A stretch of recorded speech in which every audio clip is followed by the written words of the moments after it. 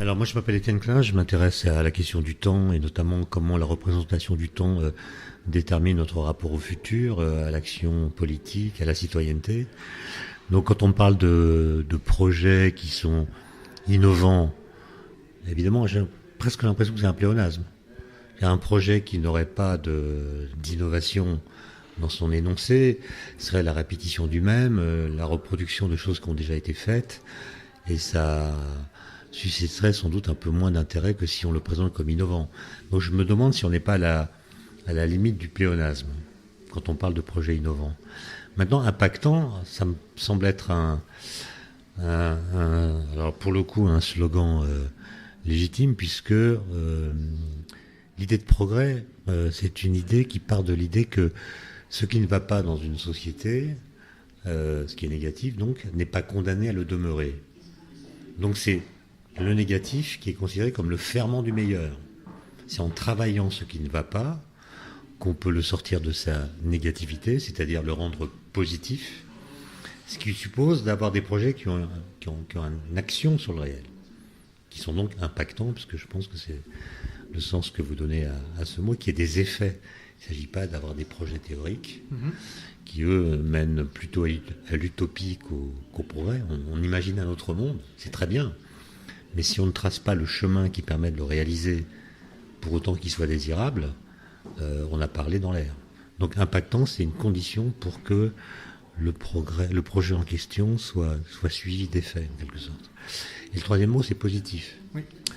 Alors, positif, c'est très bien, puisque ça donne l'idée que le sens qu'on donne à son action se déroule dans une direction qui réalisera le mieux. Mais je ferais quand même remarquer, et c'est ma seule nuance, c'est que positif-négatif, ça suppose d'avoir une définition claire de la séparation entre le bien et le mal. Voilà. Et on n'est pas tous d'accord là-dessus.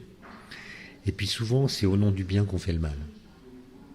C'est rare qu'on fasse le mal en disant « je veux faire le mal ». Et comme on ne sait pas dire... en général, on sait assez bien ce qu'on fait, mais on ne sait pas ce que va faire ce qu'on fait. Oui, et du coup, garantir la positivité en conséquence de nos actions à très long terme, c'est une sorte de pari pascalien. En tout cas, c'est bien d'avoir l'intention d'être positif. Et alors, l'autre grand rôle de la Jeune Chambre, notre association, c'est de placer le citoyen au centre de tout ça. Est-ce que vous pensez que le citoyen a un vrai rôle dans le progrès ? Le citoyen a un rôle, mais tous les citoyens ne sont pas égaux là-dessus. Il y a des citoyens qui ont plutôt besoin d'être assistés. Et si la condition de la citoyenneté, c'est d'être acteur de la société, on met là la barre de façon très haute, qui ne sera pas forcément inclusive pour beaucoup de gens qui n'ont pas les moyens d'être acteurs, soit parce qu'ils n'ont pas le temps, soit parce qu'ils n'ont pas les capacités.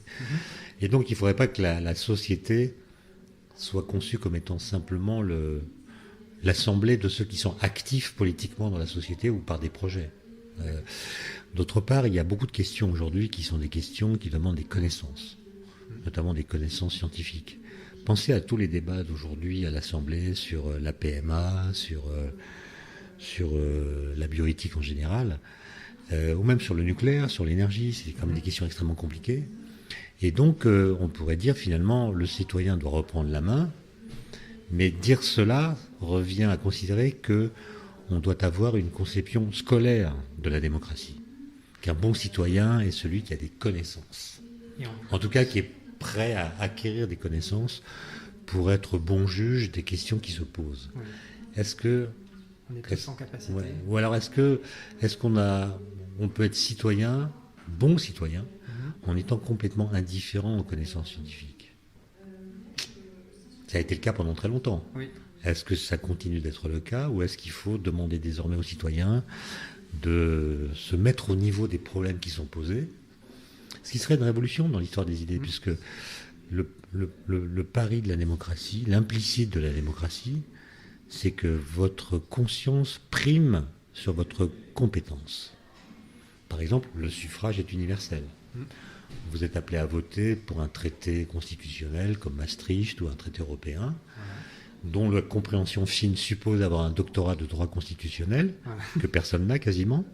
Donc, vous allez voter selon votre conscience, en méconnaissance de cause. en méconnaissance de cause. C'est-à-dire vous êtes incapable de dire exactement pourquoi vous votez, dans le détail. Et ça, c'est parfaitement admis, puisque c'est le ressort même de la démocratie.